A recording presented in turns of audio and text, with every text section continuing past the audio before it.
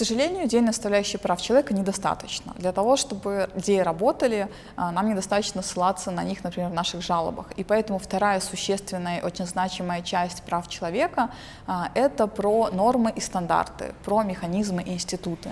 То есть нормы — это какие-то правила, закрепленные в каких-то документах. Особенность международного права в том, что они должны исполняться добровольно, и нету конкретных санкций, например, как в Уголовном кодексе. Обычно нормы закреплены в пактах, декларациях, конвенциях. Они могут быть универсальными, которые распространяются на большинство государств в мире. Например, есть такой Биль о правах, который включает в себя Всеобщую декларацию прав человека, Международный пакт о гражданских и политических правах и 2 факультативных протокола к нему, Международный пакт об экономических, социальных и культурных правах. Это все действует в рамках Организации Объединенных Наций. Есть также определенные региональные механизмы, например, ОБСЕ, Совет Европы, и они в своих документах предусматривают региональные механизмы, региональные договора по защите прав человека. Если же мы говорим о стандартах, то это вещь, которая помогает нам совместить нормы, иногда философские идеи и объяснить, что же кроется в конкретной норме. Например, есть отличное право на справедливый суд. Но что такое справедливый суд? То есть стандарты помогают нам раскрыть, какие подпункты у этого права, что должно быть в суде такого, чтобы он считался справедливым. Например, право на защиту и другие процессуальные права, бессторонний независимый суд, презумпция невиновности, равенство всех перед судом. То есть это те принципы, которые закреплены и расписаны в стандартах, исходя из практики реализации конкретных прав и их защиты. Но для того, чтобы эти нормы и стандарты защищать, нам нужны специальные механизмы и институты.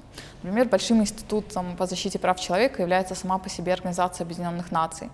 На региональном уровне я уже озвучивала про Совет Европы. Но вот Совет Европы интересен тем, что туда входит 47 государств, в том числе Азербайджан и Турция, но не входит Беларусь, потому что Беларусь сегодня практикует смертную казнь, и это является существенной причиной, почему она не может вступить в Совет Европы. Кроме того, институты призваны для того, чтобы разрабатывать конкретные механизмы и защищать конкретные нормы, ибо конкретные договора. Например, Европейская конвенция о правах человека и основных свободах защищается Европейским судом по правам человека, а Международный пакт о гражданских и политических правах защищается Комитетом ООН по правам человека. Удивительность этих инстанций в том, что абсолютно любой человек, чьи права были нарушены, кто не смог их защитить на уровне государства, может в них обратиться и жаловаться на государство. То есть это был достаточно интересный исторический прорыв и очень серьезный. Если мы говорим про механизмы защиты прав человека, то их достаточно много, и они связаны с тем, что старые механизмы могут ослабевать, права человека все равно могут нарушаться, и все время надо придумывать дополнительные механизмы защиты.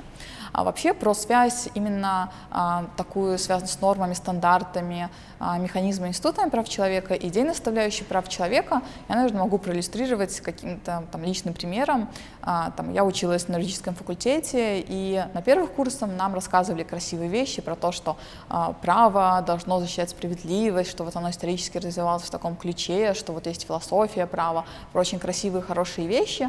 А на старших курсах нам просто давали задачу, давали уголовный кодекс и сказали решать ситуацию в соответствии с кодексом. И нас уже обычно не спрашивали, нормально ли эта ситуация, справедливо ли это, и вообще ценностная категория, она почему-то пропадала. И мало кто из преподавателей мог сказать, что право — это вообще про изменение реальности, да, и про то, что право — это в том числе про ограничение всевластия и полномочий государства по отношению к отдельным индивидам.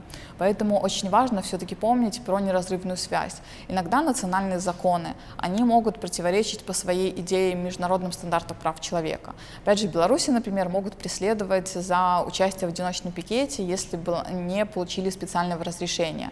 И суды не будут рассматривать действия человека, исходя из того, насколько пикет был мирный, насколько он нарушал общественный порядок, а будет преследовать и судить человека только за то, что он формально нарушил процедуру.